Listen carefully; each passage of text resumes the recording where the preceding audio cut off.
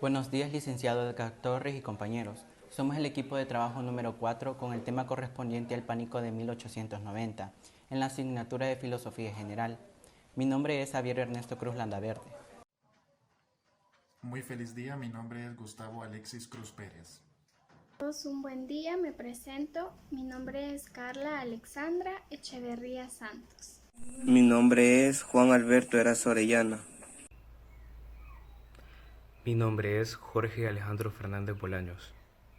Que tengan un lindo día. Mi nombre es Silvia Mabel Flores Bonilla.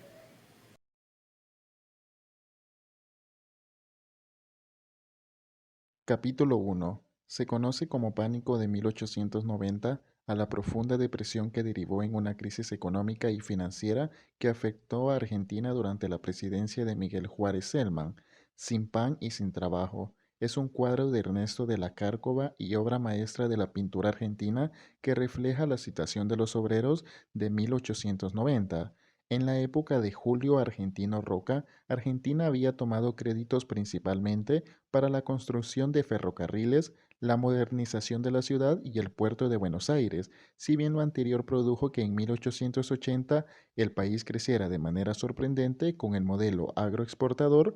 Las políticas del gobierno del presidente Miguel Juárez Celman, quien gobernó de 1886 a 1890, llevaron a un periodo de especulación que creó una burbuja financiera. En lo económico, Inglaterra canalizó hacia Argentina entre 40% y 50% de todas sus inversiones mundiales. En 1888, las acciones del Banco Constructor de La Plata cayeron, bajando rápidamente de 235 a 160 puntos, desencadenando la segunda gran crisis económica en Argentina, nombrada Crisis de 1890. El primer episodio fue en el año de 1870. Argentina ingresó entonces en cesación de pagos por 4 años. La crisis ocasionó la quiebra del Banco Nacional, que junto con la crisis política expresada a través de la Revolución del Parque, provocó la renuncia del presidente Miguel Juárez Celman. El vicepresidente Carlos Pellegrini asumió el cargo hasta 1892. Bajo su gestión se creó el actual Banco de la Nación Argentina. En el plano internacional, la banca Baring Brothers estuvo cerca de entrar en bancarrota debido al exceso de créditos otorgados a Argentina. Un consorcio liderado por el Banco de Inglaterra rescató a la Baring Brothers y evitó lo que podría haber sido una catástrofe de la banca londinense. Cuando hablamos del caso de Argentina, entendemos como la existencia de un papel moneda interno depreciado cuyo valor fluctuaba en función del oro, que nos impide considerar un ajuste a corto plazo en términos de cambio en las corrientes de ingresos y sus efectos sobre las importaciones y exportaciones, como en un modelo de patrón oro. Con precios de exportaciones e importaciones fijados en oro, es posible observar dos efectos. Uno de ellos sería el cambio en la distribución del ingreso, desde los perceptores de ingreso fijo hacia el papel moneda hacia los intereses exportadores, quienes tenían la posibilidad de vender sus productos a precios en papel creciente. Como número 2, una tendencia en la medida que los precios en papel de las importaciones y exportaciones crecían relativamente respecto a los precios en papel de los bienes no exportables producidos internamente, de estos últimos a sustituir a los primeros, reduciendo por consiguiente las importaciones y aumentando el volumen de las exportaciones. Nos podemos hacer una pregunta: ¿qué influencia podría esperarse de los préstamos extranjeros y los cambios que en ellos se operasen ejercieran sobre los otros ítems de la balanza de pagos? Como número 1, en adquirir bienes de inversiones en Europa, que luego serían enviados a Argentina, como por ejemplo rieles, locomotoras y maquinaria, etc. Como número 2, en pagar los servicios de deuda externa.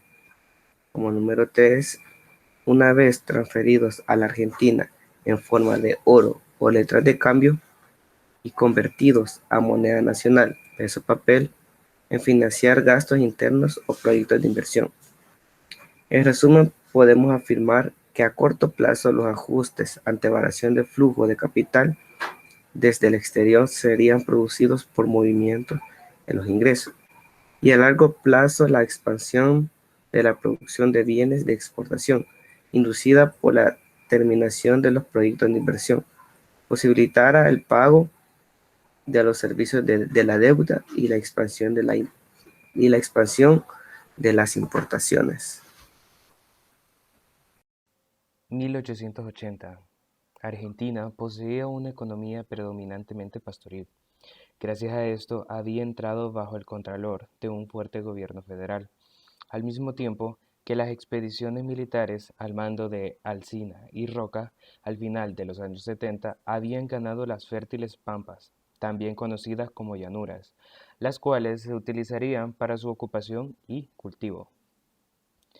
Asimismo, las exportaciones consistían especialmente en lanas, cueros y carey. Esto a cambio de la importación de textiles, alimentos, bebidas, tabacos y combustibles. El territorio era especialmente apto para la producción de cereales, pero este estaba limitado por la falta de ferrocarriles. Se tenía el concepto que donde llegaba el ferrocarril llegaba vida y cultivo. La construcción de este fue casi totalmente financiada por medio de préstamos que provinieron del extranjero. La inmigración desde Europa también proporcionó fuerza de trabajo que junto con el ferrocarril trajo desarrollo económico. Una vez liberadas las llanuras para su ocupación y cultivo, alrededor del año 1880, parecía no haber barrera alguna para el desarrollo económico. No existía moneda nacional. Junto a una variedad de monedas extranjeras, circulaba una acumulación de billetes de menor valor, emitidos por distintos bancos provinciales y nacionales. No fue hasta el año 1881 que se tomaron provisiones para remediar esta situación y así crear una moneda nacional, siendo reemplazados los viejos billetes depreciados por nuevos billetes metálicos, que serían libremente convertibles en oro. Para fines del año 1883, Argentina poseía un sistema económico aparentemente sano, con papel moneda canjeable por oro. Sin embargo, esto no estaba estancado por el sistema bancario interno, que era rudimentario, careciendo de un banco central. En 1885, la convertibilidad de papel moneda, ahora depreciado, fue suspendida. ¿Por qué sucede esto?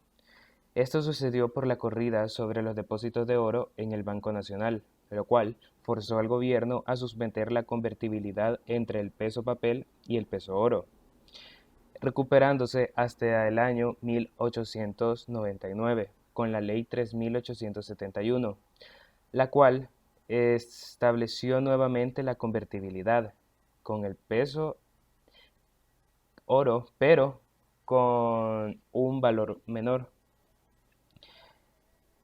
Sin lugar a duda, las razones que indujeron a tales inversiones fueron estimuladas por el auge que inició con la utilización de las tierras del sur.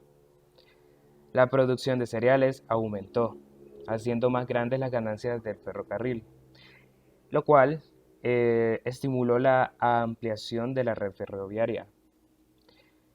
La primera consecuencia importante de las deudas de Argentina reside entonces en el carácter de los empréstitos, pues los servicios en sí los intereses eran muy altos, y en segundo lugar fueron los efectos inmediatos de los empréstitos juntos con el flujo de nuevos inmigrantes. Fue así como el crecimiento económico se atribuyó más al pequeño agricultor, generalmente inmigrante, que al acaudalado. Capítulo 4. Las dos influencias de los empréstitos extranjeros sobre la economía en Argentina pueden ahora combinarse y revelar el aspecto de desarrollo de la crisis. En resumen, el punto máximo de la deuda extranjera se registró en 1888, el máximo de importaciones se alcanzó en 1889, el máximo alcanzado en la construcción de ferrocarriles se registró en 1891 y desde el año de 1893 en adelante aumentó el volumen de la producción y de la exportación de cereales. Yo les voy a hablar acerca del capítulo 5, revistas de economía y estadística. En consecuencia, intentaremos estimar la importancia de estos movimientos y la extensión en que podrían haberse mitigado la crisis argentina si los precios mundiales se hubieran mantenido estables. Hasta aquí se ha constituido que la crisis se produjo porque los valores de exportación no consiguieron expandirse lo suficiente para hacer frente a los servicios de la deuda y para facilitar un nivel de importaciones políticamente tolerable, una vez que cesaran los empresarios extranjeros. En 1980, año de la crisis, las exportaciones de trigo y de maíz alcanzaron la cifra máxima de 935.000 toneladas comparadas con las 456.000 toneladas del año 1886, mientras que el valor total de las exportaciones en el año de 1890 era casi un 12% mayor que en 1889. Se evidencia así un movimiento adverso de precios. En los años de 1889 y 1891, las estimaciones oficiales de trigo y de maíz fueron absurdamente elevadas. Han sido reemplazadas por valores más realistas en estos cálculos. En todas estas comparaciones abundan las dificultades estadísticas, en líneas generales debido a la arbitrariedad de algunas evaluaciones oficiales de los precios de exportaciones y en particular porque el extracto es estadístico. Vamos a hablar un poco sobre el homenaje al doctor Ceferino Garzón Meseda. De las comparaciones imperfectas, por lo menos en lo que concierne a las principales exportaciones, deducimos que la baja registrada con respecto a los precios predominantes en 1889 produjo una baja en los valores de las exportaciones de 23.5 millones de pesos en oro en el año de 1890.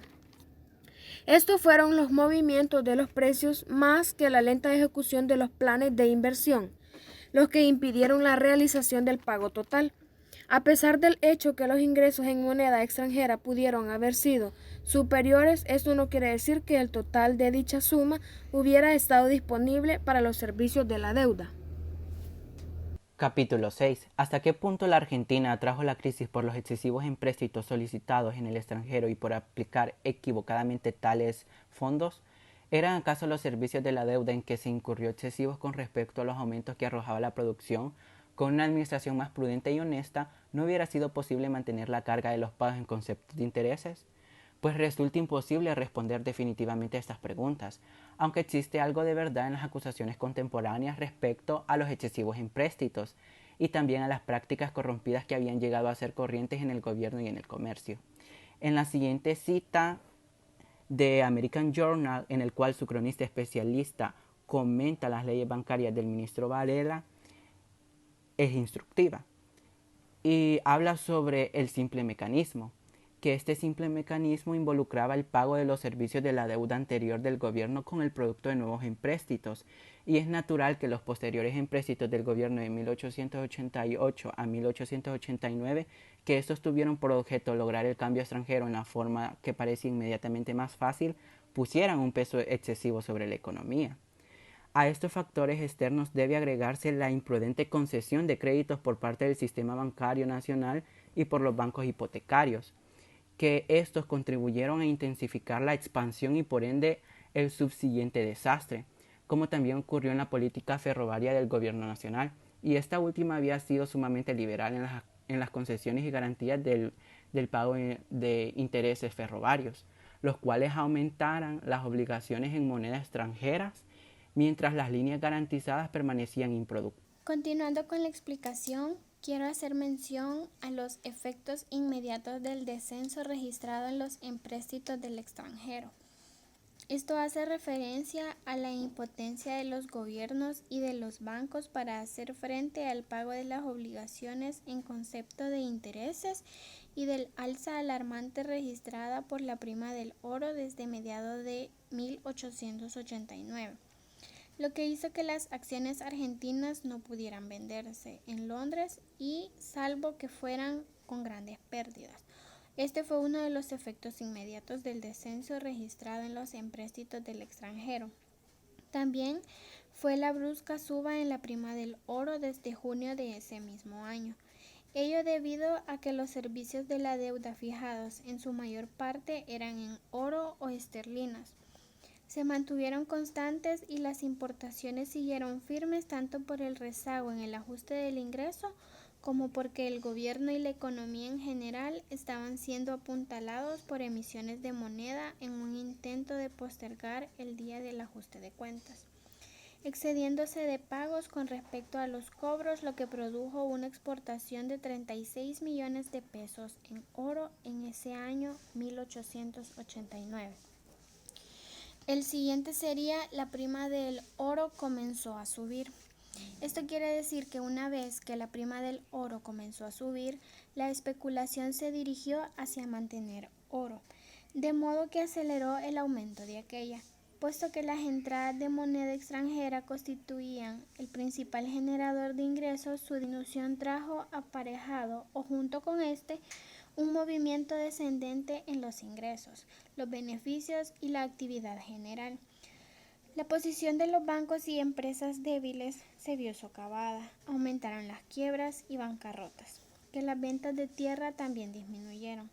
Indudablemente, cuando estos informes llegaron a Londres, los prestamistas británicos perdieron todo tipo de interés por los valores argentinos, ya sea como suscriptores de nuevas emisiones o bien como compradores de los títulos en poder de las casas emisoras u otras inversiones privadas. O también solo se hablaba de la inmoralidad, desenfreno y derroche que reinaba en el país, sino que llegaban noticias de que el oro abandonaba la economía y que era más importante que la prima del oro estaba experimentando su pronunciado ascenso desde mediados de 1889. También el gobierno argentino se vio afectado por el agotamiento de los empréstitos y por el alza de la prima del oro. Lo primero significaba la disminución de las rentas públicas y el virtual fin de las reservas de moneda fuerte, que tanta importancia habían tenido para que el gobierno pudiera hacer frente a sus obligaciones por servicios de la deuda externa. Entonces se vio forzado a comprar oro y libras esterlinas en el mercado abierto para sus remesas al exterior, aumentando de esta manera aún más en su propia contra la prima del oro. La prima en alza desde 1889 afectó además, como ya lo dije anteriormente, el equilibrio entre los ingresos y el gasto de papel en moneda. Y para finalizar, en junio de 1889 la prima experimentó la constante suba. Fue ya en 1890 cuando muchas empresas nuevas se liquidaron. No obstante, quedaba por arreglar el servicio de la deuda externa, para lo cual el nuevo gobierno trató de concentrar un empréstito con el fin de evitar nuevos impuestos y una suba mayor en la prima del oro, que era lo que tanto les había afectado. El gobierno no pudo pagar o temió intentarlo y confesó la imposibilidad de cumplir con los pagos necesarios del servicio de esta deuda. Las autoridades provinciales y municipales se encontraban en dificultades parecidas. Fue así como quedaron en insolvencia y en posesión de títulos argentinos que solo se podían negociar de inmediato, pero estos llevarían grandes pérdidas. Gracias. Capítulo 8. En lo que concierne a los planes actuales para el desarrollo económico internacional, varias son las advertencias que surgen de este intervalo de libre empresa, aunque ninguna ha pasado inadvertida. Por sobre todas las cosas, se necesita un planteamiento consistente del proceso y del escalonamiento de los empréstitos extranjeros a fin de evitar el brusco efecto adverso en la balanza de pagos que probablemente ocurra cuando el proceso de desarrollo tiene lugar en un ambiente de empresa privada y el flujo de préstamos cesa antes de estar concretado en los planes de inversión, recayendo los servicios de la deuda como una carga adicional sobre una producción nacional que todavía no está expandida. Tanto los prestamistas como los prestatarios deberían darse cuenta que este problema en los servicios de la deuda puede surgir por causa del tiempo que requiere la construcción de ferrocarriles, la disposición de las tierras o el comienzo de las operaciones agrícolas. Este problema se minimizaría si los países subdesarrollados pudieran disminuir sus deudas externas movilizando recursos nacionales. En realidad, cuanto más se les comprima, mayores serán los beneficios para la población.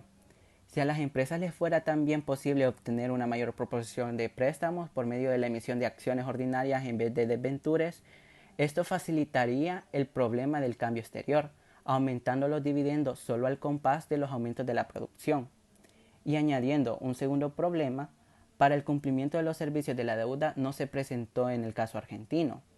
Hacer frente a los servicios de la deuda externa una vez empleados o completados los planes de inversión, sino que en la Argentina los planes contribuyeron a aumentar la producción de bienes para los cauces y para los cauces ya existía un mercado mundial. Pero ¿qué pasaría con los países cuyo desarrollo no les ofrece un excedente de moneda extranjera, ya sea por medio de mayores exportaciones o por medio de menores importaciones? No se deduce necesariamente que un incremento en la capacidad de un país subdesarrollado para producir bienes y servicios permitiría que el problema de la transferencia de este servicio de la deuda se solucione por sí mismo. Pero sin embargo, en el caso de Argentina, esta ilustra cuán importantes pueden ser los movimientos adversos en los términos de intercambio y muy especialmente la caída de los precios de exportación.